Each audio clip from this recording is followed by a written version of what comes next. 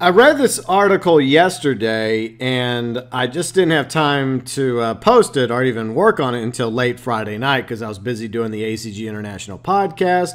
I had other Red Dead Redemption 2 videos to make and there was a storm. But anyways, happy Cinco de Mayo. By the way, the article from IGN, link below in the description section. All of my Red Dead Redemption 2 content in my Red Dead playlist. How Rockstar is making its open worlds even better. Things have to cost something to mean something. We've always tried to make these worlds places you can get lost in. Feel like they exist when you're not even in them, like they're waiting for you. That's the kind of world Rob Nelson, co-studio head of Rockstar North, wants to build. Red Dead Redemption 2 is Rockstar's first original game in 5 years, and it's the first it's built specifically for current-gen consoles. It's a fact that's easy to forget, with Grand Theft Auto 5 still dominating sell charts and amidst the constant updates to Grand Theft Auto Online. So yeah, as most of us know, Grand Theft Auto 5 originally came out nearly 5 years ago on Xbox 360 and PlayStation 3, eventually ported over to Xbox One, PS4, and then later on PC. So this is the first current-gen game from Rockstar. Work on Red Dead 2 began 8 years ago as production drew to a close on its predecessor. Quote, "I think when we finish this one," Nelson breaks off, gestures towards the screen behind him in his Edinburgh office. It's running Red Dead Redemption 2 on an old Xbox 360 debug console. "I always like to keep it close by, just to stay familiar with it and the feelings it evokes." The TV displays the game's title screen, which teases the player with a sliver of the game's natural beauty. Quote, "I think when we finish this one, we decide what story we wanted to tell for the sequel," he continues. "I think sort of informed where we wanted to go and set ourselves the challenges ahead. We always like to move to new hardware when we can go from the ground up, because it lets us push the core ideas we're always chasing and playing with, and trying to realize much further. Every time, every generation, we get to push those ideas further." We spoke for an hour or so, well, IGN spoke for an hour or so, to those core ideas, self-imposed challenges, and the fanatical pursuit of realism, and how much freedom you can really give the player, and how you can begin to wrangle the insane amount of detail needed to build an entire world from scratch. In a world without you. Underlining so much of what we talk about is the one of those core ideas that they've been chasing for a while. The notion of persistence. The ultimate goal has always been to create a world that feels like it exists independently of you, the player. Quote, "It can't be just like a lot of open worlds are. The feeling of life going on around you, but if you stop and stare at it, you're just wandering forever. You're just standing there. Flying past it at 100 miles an hour, it holds up, but if you stop and stare at it, it doesn't so much." And that's true in Grand Theft Auto Online. Like if you're going fast in a supercar or flying in a jet or a helicopter, it's still beautiful nearly 5 years later. But if you just go slow and you're just trying to obey traffic laws, you kind of start to see the issues with Grand Theft Auto Online, because the game wasn't made for you to drive slow and obey traffic laws. It was made for you to break laws. Red Dead 2 unfolds at a different pace. The way in which you move through this environment is totally different. Much slower and closer, whether on foot or horseback, and so the illusion of reality needs to be that much stronger. Rockstar not only wants you to observe the world it's built, but for you to immerse yourself in it, interact in new ways, and forge nuanced relationships with its inhabitants.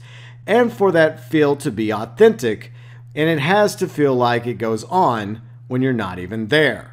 It all rests on a simple principle. Quote, "The real world runs on a schedule," is the idea, says Nelson. Stripping it back, if you're going to have a gang that exists, they need jobs. Everyone has a routine they go through every day. Once we decided it was going to be about living in a gang, working in a gang, they're going to live in camps, and these camps are going to move around, and this group of people gets pushed through the world. Then they need to be believable. How are you going to make the camp believable? It can't just be random schedules or points in the area that people go to. That's maybe how it would have been in the past, but with new technology, the core idea can be approached in new ways. It also incorporates the idea Rockstar started to introduce in Grand Theft Auto V with Michael's family. There was a sense he had a life that went on outside of the missions you spent with him. But Red Dead 2 is taking that much further. The hope is that by living beside these characters, experiencing their behavior in a whole range of scenarios, breaking down the distinction between main and side mission content, Red Dead 2 will be able to create more nuanced relationships than ever before. Nelson tries to illustrate some of this through a character we all know well from the last game, Bill Williamson. Quote unquote, what was this dude like several years before the last game? What was he like? Is he a bit more of a slob? Does he not change often? Does he sleep in? Does he not do anything? Are people bitching at him for it? You get to see lots of these little interactions between members of the camp. They give you more information about who they are as characters and hopefully make you feel like they're real. So when you're going to go into the big gunfights with them or whatever sort of jobs and adventures you get into with them, you feel like this person beside you is actually a person you live with and know better than game characters you've known before. That's a real goal for us. Creating more complex, independent characters was one step, but Rockstar had to change the way it allows players to engage with them. Nelson explains how they started to play with this idea in Grand Theft Auto V by including simple comments, but by mapping them to the D-pad, it meant players would have to stop what they were doing to interact. Red Dead 2 evolves this concept, reappropriating the lock-on system in which was previously only used to aim and shoot.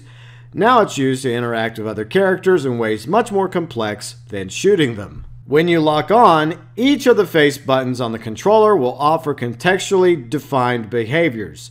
1 minute, you may be able to greet, antagonize, or even rob a stranger on the open road, all without drawing your weapon. If things escalate, one of those options may change, allowing you to defuse the situation and move on without resorting to violence. Quote, we basically took this, Nelson uses the D-pad on a DualShock 4, which will be a binary action potentially, and open it up to give you a greater range of possibilities. That just gives the player more choice concerning how they want to behave in the world. There's more ways to interact with the world than down the barrel of a gun. When things get too real. Arthur Morgan is Dutch's right-hand man, and it's clear from the 45-minute demo IGN saw, you lucky bastards, that many of the gang's members have expected him to provide, whether that's money for their pockets or food for the table. Rockstar wants you to feel the responsibility of Arthur's position within the gang, but at the same time, it never wants you to feel onerous. One of the reoccurring tensions when creating the world of immense detail is striking the right balance between fidelity and fun. Quote, we're constantly playing with that, Nelson says, trying to make sure it's not too realistic to the point of being laborious all the time. He's talking specifically about weapons in the game, which show attention to detail, the way they reload, the rate of fire, the difference between single and double action weapons, whether you need to cock it after each shot. We're constantly playing with the timings and speed of those things so they feel realistic, but they're not necessarily one-to-one realistic as they would be annoying in practice. Similarly, animals you kill will rot over time. If you carry a dead animal around on your horse for too long, it will begin to decompose. But small kills, skinned squirrels and rabbits, those are preserved and kept in your satchel because it became too annoying to have these small kills constantly going rotten. Realism began to encroach on fun, so it had to give way. They don't want to ever annoy the player or to constantly be throwing up menus, taking you away from being Arthur. But sometimes the balance lies in other directions, as Nelson tells IGN all about the new bonding system that exists between you and your horse. IGN asks what happens if your horse dies, for many, one of the most traumatic experiences in the last game. Surely this new bonding system with your horse can't die. Surely we moved the opponent-like situation. No, unfortunately not. Nelson hints that death isn't instant and that your horse may become seriously injured, but maybe you'll have the right tools to nurse him back to health. But IGN seems to have stumbled upon a painful memory. Quote, a year or something ago like that, Nelson recalls, my horse got hurt, fell over a cliff, and he was sort of laying there. I thought I had something to get him back on his feet, but I didn't have it on me, so I went running to town to get him some medicine. He pauses. Anyways, it didn't work out. Imagine sprinting to a local town, hurriedly buying medical supplies or stealing them, frantically running back to your horse only to find it has died alone without you. That's sad. But something went wrong. Something didn't feel right. I think that there was a bug in that, so when I whistled, he magically came back to life, and he appeared, and we were playing it, and I felt like that sucks because I was about to have a real moment here. So we're doing that. A lot of times you're just playing and the game tells you what it needs. Sometimes realism adds far more to the experience than something that would offer convenience to the player, like magically summoning a new horse with the same stats. It allows for heartbreaking memories that last way beyond finishing the game. Quote, "Things have to cost something to mean something," Nelson says. And now, in the words of Paul Harvey, Page 2. Controlling freedom. The interplay between realism and fun isn't the only tension at work in this world. While Rockstar's games are known for the boundless freedom they offer players, you can pretty much go wherever you want and do whatever you like. This sometimes lies contrary to the quality of experience Rockstar's designers want to provide. The demo culminated in Arthur pulling a small bank robbery with 3 other members of Dutch's gang. Given the ridiculous amount of choice and interactivity shown by the demo, it felt natural to ask whether it was possible to go on that mission with other members of the gang, or if it was just possible for the mission to play out entirely different.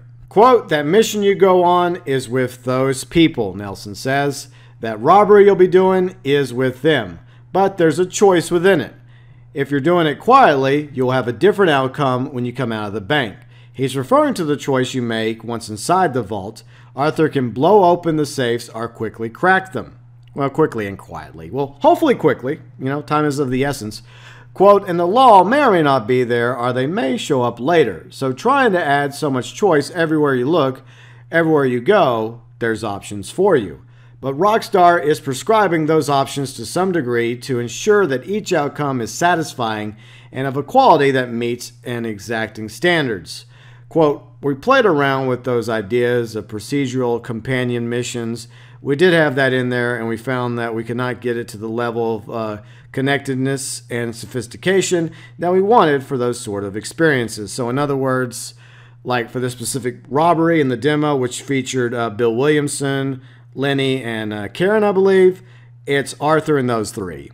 You can't take Sadie, you can't take John Marston, you can't take anyone else except for those other 3 members of Dutch's gang.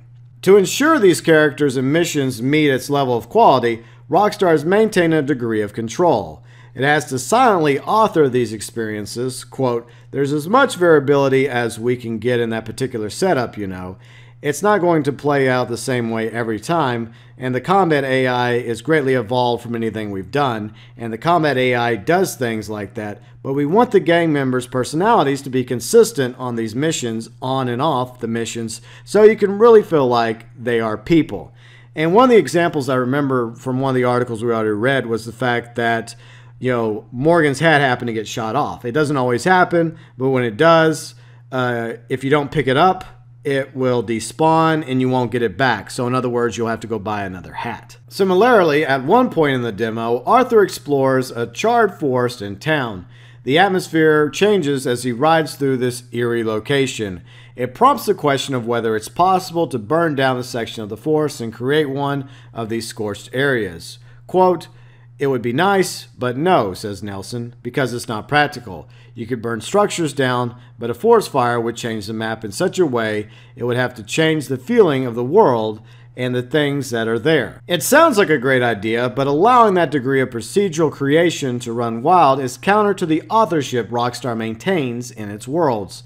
Nelson admits that technically possible, but would compromise their creation. Quote, "I suppose you could do it, but then you would the way we make these worlds is basically handcraft them, and so that would be some sort of procedural thing that would happen, and the content there is just not practical, and then the resolution of the content that would have to come in there for it to feel consistent with what we're trying to achieve with the world. You could construct a world out of these procedural systems, allowing the player to take whomever they want on a mission or burn down an entire forest or town, but it would be chaotic and inconsistent. The technology isn't quite there yet. Whatever the code to produce procedurally wouldn't be able to match something essentially handcrafted. It's your world to explore and make choices in, but it's one of the silently and skillfully orchestrated by Rockstar's developers. In other words, whenever you set a fire in Grand Theft Auto Online in the grass, yeah, it does cause the grass to burn a little bit, but the grass, doesn't stay burned, and the fire doesn't spread throughout the map and causes a massive forest fire, burning trees and then with the entire mountain range ablaze. It just doesn't work like that. And you can't destroy buildings. You can't do anything like that in Grand Theft Auto Online because of the way the developers created the world of Grand Theft Auto 5 and Grand Theft Auto Online. The same thing seems to apply with Red Dead Redemption 2. Being author. Open world games and story-driven narratives aren't the easiest genres to reconcile. The stronger the narrative, the more likely it is for the player to act in ways that feel inconsistent with the character they're controlling. It's something Nelson and his team is acutely aware of, and something they've spent a lot of time trying to accommodate. Red Dead 2 invites you to play as Arthur Morgan, a character with specific duties in Dutch's gang. The game promises a more sophisticated interactions with the NPCs than ever before. So how does the game's narrative accommodate a player who may abandon the gang for days, even weeks on end? Arthur wouldn't do that. Quote, we play with that a lot. I think, something with this game that we're really interested in is feeling like everything you do is consistent with what Arthur would realistically do. Some people might want to be very diligent about taking care of the gang, helping out as much as they can. Others might not. Others might just want to fuck off and be gone for a long time, and that's okay too. The gang will survive, but Arthur will be treated a little differently upon his return. It's not, however, going to affect the overall narrative. Quote, so you have to stay out as long as you really want, and when you come back, they address it accordingly, but you still have to be able to continue playing the game. They'll notice if you stay out a long time. They'll notice if you stop pulling your weight around the place. The game will acknowledge the differences in how people approach the game and thread them into the narrative in these incidental interactions. Quote, we're trying to cater to as many types of players as we can and have their experience make sense with this character. In other words, obviously, if you want to keep the camp happy and go hunting and get them food and supplies, then you can. But if there's times during the game where you're like, you know what? I just want to go explore the map. I just want to goof off and see what the rest of this world has to offer. I need a vacation. I need some me time.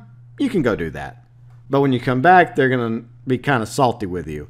Just a little. The real hope, however, is that the central narrative will be so involving that the players naturally assume the role of Arthur. Quote, we got a really compelling story where they're just trying to survive in a world that's rapidly changing around them, that doesn't want them anymore. Since when did the world want outlaws and bandits and criminals? Most of the world would be happy without them. I think that you can feel like that you can roleplay as the character that is hopefully as immersive as anything we've done. A new way to make a world. Rockstar has spent the last 8 years building the world, not generating one procedural, but crafting one by hand. Red Dead 2 embraces new technology to realize those core ideas in new ways. A more detailed, immersive, and interactive open world where fun is every bit as important as fidelity. But this new world, unlike previous ones, has been made by a single Rockstar studio, but by all of them, functioning as a single team, working consistently for the best part of a decade. Quote, we've done it out of necessity. It used to be that a 50-person team could make a game, but then it just got bigger and bigger and bigger, Nelson tells IGN. Since work began on the project, Rockstar has gradually consolidated all of its studios into a single team spanning the globe. So whereas it previously shipped games made by Rockstar North or Rockstar San Diego, Red Dead 2 will be presented as a Rockstar Games production, a global effort. So previously, Rockstar North, best known for Grand Theft Auto, Rockstar San Diego, Red Dead Redemption. And what this means is Red Dead Redemption 2 is the entire Rockstar studio, the two big ones, as well as the smaller Rockstar studios. That's how big of a project Red Dead Redemption 2 has been for the past 8 years. That's huge. And that's the point at the end of the article. Think about that for a second. Rockstar has made some of the most celebrated video game worlds. But in order to realize the ambition of Red Dead Redemption 2, it had to fundamentally rethink how to make this type of game. There was no other way. And that is insane. Because Grand Theft Auto 5 is a pretty big game, but mostly I think that was Rockstar North. Red Dead Redemption was mostly made by Rockstar San Diego. And, there were previous awesome games, each made by one specific studio, with maybe a little bit of help from the other studios, like Grand Theft Auto 4, Rockstar North once again, Bully, Max Payne series. But this time, one Rockstar game is so big, so ambitious, like Red Dead Redemption 2, it's taking the entire Rockstar umbrella, 8 years, just to build it, tweak it, polish it, and get it right. Which makes me even more excited for Red Dead Redemption 2, is the fact that they've put all this time, effort, blood, sweat, and tears into this game. And this past few days has really restored my faith, not only in Rockstar, but also in Red Dead Redemption 2. I generally feel a sense of confidence since the third trailer, since this info blitz that dropped Thursday, along with yesterday there was a bit more, and this weekend we're getting I think some more images sent out to Twitter, Facebook, Instagram by Rockstar. So the information is coming out. The media blitz campaign is on when it comes to Red Dead Redemption 2, which means no more delays. It is coming this October 26, 2018. And I, for one, am very excited for it, and I know you are too. Let me know your thoughts regarding this article. For all of you that stayed till the very end, it was a very long article, but a lot of great information in here. Once again, the article linked below in the description section. Let me know what you thought about this below in the comment section. And by the way, to all of you that have been watching my Red Dead Redemption content, thank you for taking the time to watch it, leaving comments. The likes also help tremendously. And if you're new to the channel and you're just as excited about Red Dead Redemption 2 as I am, you are cordially invited to join the GeauxBurns Nation. Subscribe. You can also join us on Twitter, Facebook, Discord. All the links to the GeauxBurns Nation can be found below in the description section.